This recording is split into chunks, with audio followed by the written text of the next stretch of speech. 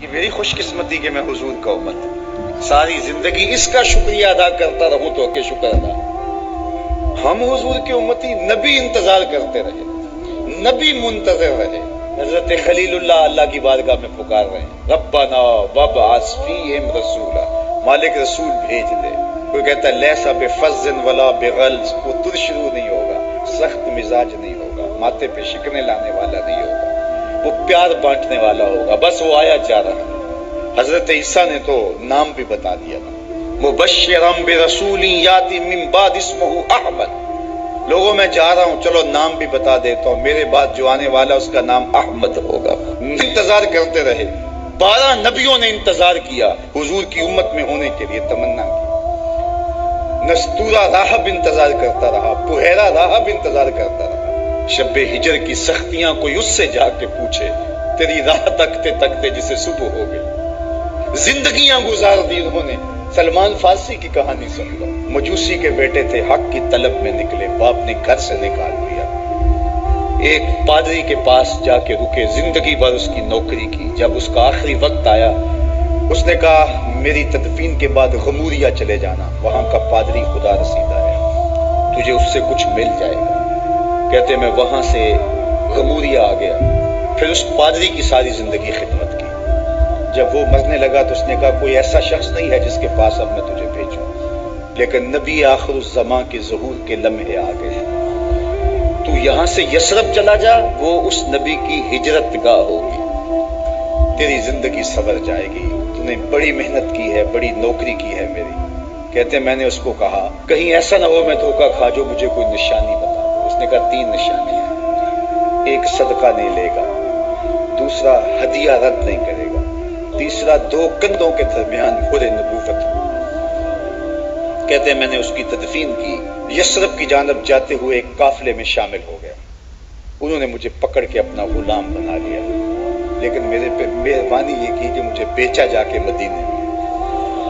ایک یہودی نے مجھے خرید لیا. میں اس کے باغ میں گوڈی کرتا تھا، کام کرتا تھا، کھجوریں توڑتا تھا، لیکن میں انتظار میں تھا کہ کبھی وہ نبی آخر الزماں آئے تو مجھے دید ہو. کبھی عرش پر، کبھی فرش پر، کبھی ان کے در، کبھی در بدر. غم عاشقی تیرا شکریہ، میں کہاں کہاں سے گزر گیا.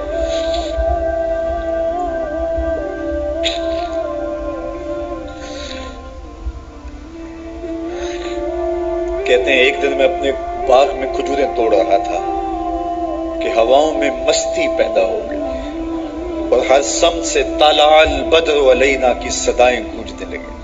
میں سمجھ گیا کہ وہ لمحے آ گئے. میں نے چھلانگ لگا دی اور دوڑ پڑا.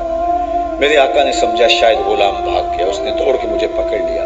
میں نے اس کو کہا کہ میں نوکر تیرا ہی ہوں، لیکن دل نوکر کسی اور کا ہے. میں بھاگوں گا نہیں، مجھے جانے دے. میں کچھ کھجوریں لے گیا تھا صدقے کی نیت سے، جا کے حضور کو پیش کی.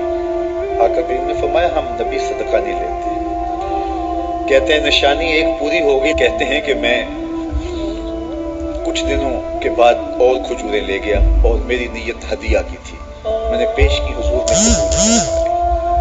لیکن میں بھی کہتا تھا تیسری نشانی بھی پوری ہو لے تو پھر مانوں گا. اور وہ کیا تھی؟ 2 کندھوں کے درمیان مہر نبوت. کہتے ہیں ایک دن حضور میرے باغ میں آئے اور آقا کریم نے اپنے مبارک کندھے پہ چادر رکھی ہوئی تھی اور چادر کی اوٹ میں مہر نبوت چھپی ہوئی تھی. اور میں پیچھے ہو کے دیکھتا تھا اور میری آرزو یہ تھی کہ کوئی تیز جھونکا ہوا کا آئے اور چادر ہٹ جائے اور میں مہر نبوت کی زیارت کر لوں. حضور میرے ارادہ قلب سے آگاہ ہوئے. فَأَلْقَى إِلَيَّ رِدَاءَهُ. حضور نے چادر اتار کے میری جانب پھینکی اور پھر ایسے رخ کر کے فرمایا انظر الی ما امرت بہ. اس پادری نے جو بتایا تھا دیکھ لے آ کے. تو کہا میں نے دیکھا کہ حضور کے رخ کے درمیان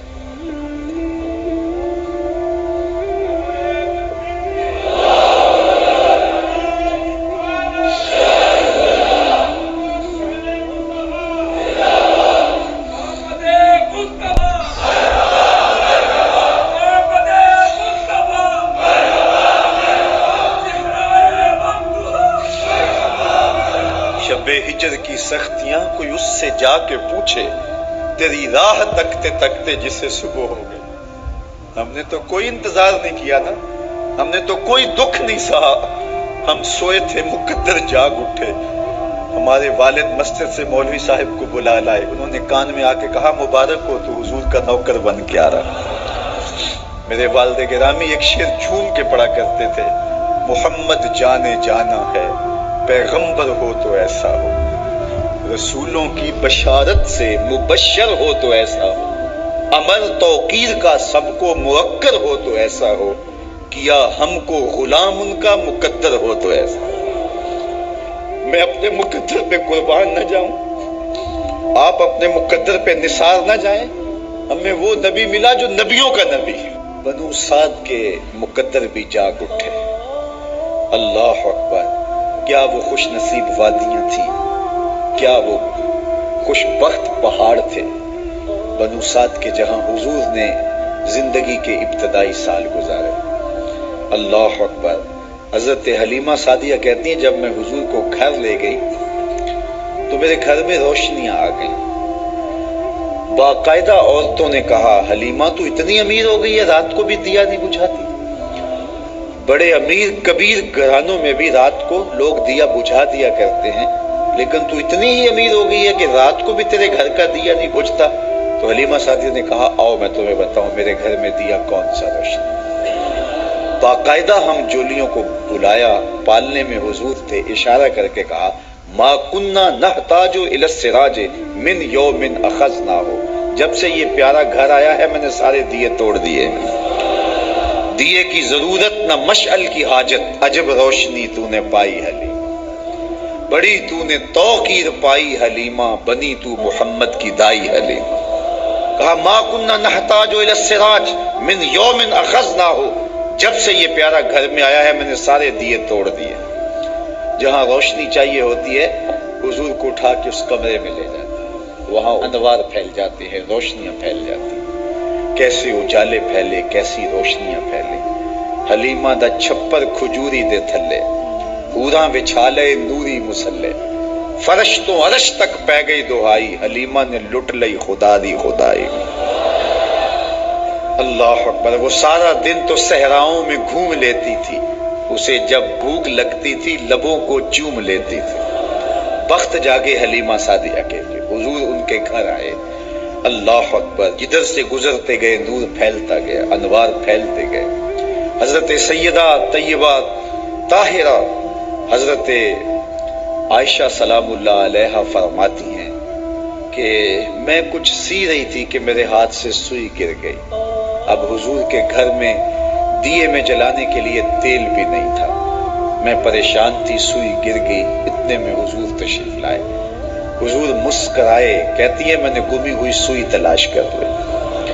اللہ اکبر۔ تو یہ روشنی تھی، یہ انوار تھے، اللہ اکبر۔ اذا ضحک یتلالع فی الجدر، جب حضور مسکراتے تھے سامنے والی دیواروں پہ عکس پڑتا تھا، اللہ اکبر، جب مسکراتے تھے نور پھیل جاتا تھا۔ اذا تکلم رؤیا کالنور یخرج من بین ثنایاہ، حضور کے سامنے والے دانتوں میں ہلکا سا فاصلہ تھا، اور جب آقا کریم گفتگو کرتے تھے وہاں سے نور کی کرنیں چھن چھن کے نکلتی تھیں، انوار پھیل جاتے تھے، ایسا نوری ماحول، ایسا نورانی چہرہ۔ حضرت ابو ہریرہ بولے کل قمر لیلۃ البدر لم ارى قبلہ ولا بعدہ مثلہ، کیا پوچھتے ہو، 14ویں رات کا چمکتا ہوا چاند تھے میرے حضور۔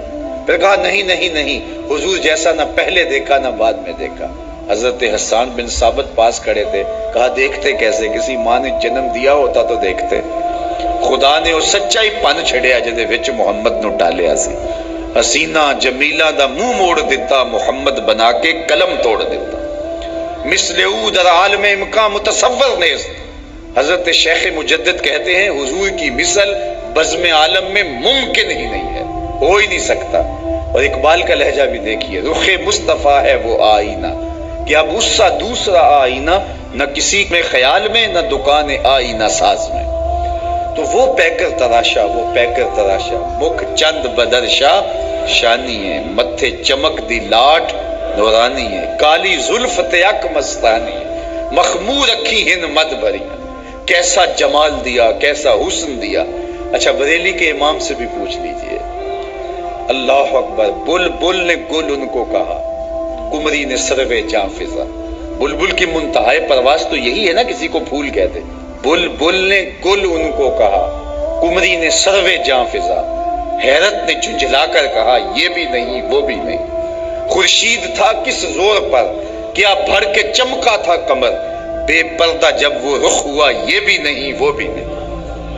وہ حسن دیا وہ جمال دیا اللہ نے اپنا۔